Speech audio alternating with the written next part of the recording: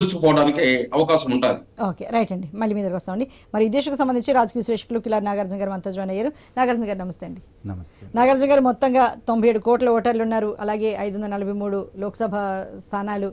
అయితే వీటికి సంబంధించి ఇవాళ అసెంబ్లీ 4 రాష్ట్రాల అసెంబ్లీ, మొత్తంగా దేశవ్యాప్తంగా ఉన్న లోక్సభ స్థానాలకు మనకి ఎన్నికలు, దీనికి షెడ్యూల్ అయితే వచ్చేసింది. కొన్ని విధి విధానాలు కూడా ఈ సందర్భంగా తెలియజేసింది. అలాగే నేర చరిత్ర ఉన్న అభ్యర్థులు ఎవరైనా 3 పేపర్లలో ప్రకటన ఇవ్వాలి అంటున్నారు. మరి మన తెలుగు రాష్ట్రాల్లో చూసుకుంటే, తెలంగాణ పక్కన పెట్టి ఆంధ్రప్రదేశ్ విషయానికి వస్తే, నేర చరిత్ర ఉన్న అభ్యర్థులు ఎంతమంది వరకు ఉండొచ్చు, వాళ్ళు 3 పేపర్లలో ప్రకటన ఇవ్వాలి అంటే ఏంటండి, దాని ఉద్దేశం ఏంటండి? అర్చన గారు, మీకు ఐన్యూస్ వీక్షకులకు, చర్చలో పాల్గొన్న మిత్రులందరికీ కూడా వెరీ గుడ్ ఈవినింగ్ అండి. అంటే ఇప్పటి వరకు పేపర్లో అంటే అఫిడవిట్లో వాళ్ళు మెన్షన్ చేస్తే సరిపోయేది.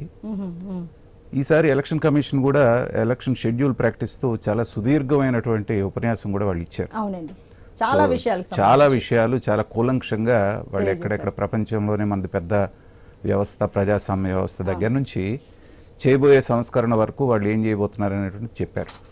సో ఇంకా ట్రాన్స్పరెంట్గా జరుగుతూ ఉంది అని ప్రజలకి తెలియజేయటం కోసంగా కేవలం అఫిడవిట్లో మాత్రమే కాదు, పేపర్లో కూడా ప్రకటన ఇవ్వండి అనేటువంటిది ఒక చెప్పటం అనేటువంటిది మనం స్వాగతించదగ్గ విషయం. అయితే ఏపీలో ఏ పార్టీ, అన్ని పార్టీల్లో కూడా నేర చరిత్ర ఖచ్చితంగా ఉన్నవాళ్ళు ఇవాళ అధికార పక్షం ఉన్నారు, అధికార పక్షంలో కొంతమంది మీద కేసులు ఉన్నాయి. ఓకే, ప్రతిపక్షంలో ఉన్నప్పుడు ధర్నా చేసినా కేసు పెట్టారు, బయటకు వచ్చినా కేసు పెట్టారు, ఏదైనా విధులకు ఆటంకం కలిగించిన కేసులు పెట్టారు, ఇలాంటి కోకొల్లలుగా పెట్టారు.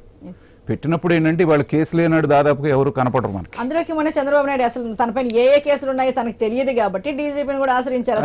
అసలు ఏమున్నాయి ఏంటి చెప్పండి చెప్పండి, ఏమి ఉన్నాయి అవన్నీ అఫిడవిట్ పెట్టుకుంటామని. అయితే ఇక్కడ ఒక ఆసక్తికరమైన విషయం చెప్పాల్సింది ఏంటంటే, నేను ఒక 2 సంవత్సరాల పాటు లోక్సత్తాలో చాలా యాక్టివ్ మెంబర్గా ఉండి జయప్రకాష్ నారాయణ గారితో ట్రావెల్ చేసి, అప్పుడు ఆయన ఒక ఇంట్రెస్టింగ్ విషయం చెప్పారు నాతోటి.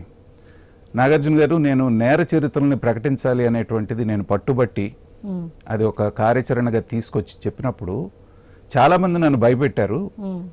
ఏమనంటే, మీరు ఇలా నేరస్తులను బయటపెట్టమంటున్నారు, మిమ్మల్ని ఏదన్నా వాళ్ళు ఇబ్బంది పెట్టే అవకాశం ఉందని చెప్పేసి అంటే, సరే అన్నిటికీ సిద్ధపడి నేను వచ్చానన్నారు. కానీ విచిత్రంగా అది వచ్చిన దగ్గర నుంచి మిగతా వాళ్ళు నాకు ఫోన్లు చేసి, మా పేరు ఉంది, బాగానే ఉంది, పలానావాడిని వదిలేశారు, వాడు కూడా నేరస్తుడే, వాడి పేరు కూడా పెట్టండి అని చెప్పడం మొదలు పెట్టారండి. ఇలాగేంటంటే అలాంటిది బయటికి రావడం అనేటువంటిది మంచిది, ప్రజలు నిర్ణయించుకోవడానికి ఒక అవకాశం ఉంటుంది అనేటువంటిది వాళ్ళు ఇంకా సంస్కరణలో భాగంగా ఇది చేశారని నేను అనుకుంటున్నాను. అలాగే ఇప్పుడు షెడ్యూల్ వచ్చింది. వచ్చిన తర్వాత ఆల్రెడీ ఇప్పటికే తెలుగుదేశం కూటమి ఏదైతే ఉందో వాళ్ళు సీట్ల పంపకాలు అయిపోవటం, ఒక కొలిక్కి రావటం, వాళ్ళు సిద్ధంగా ఉన్నారు షెడ్యూల్ వచ్చేటప్పటికి. అలాగే ఇవాళ వైఎస్ఆర్సీపీ వాళ్ళు కూడా 8-9 లిస్టులు అయిపోయిన తర్వాత ఉన్నటువంటి గందరగోళానికి మొత్తానికి కూడా సరైన సమయంలో సరైన పద్ధతిలో ఒక సమాధానం అయితే చెప్పారు.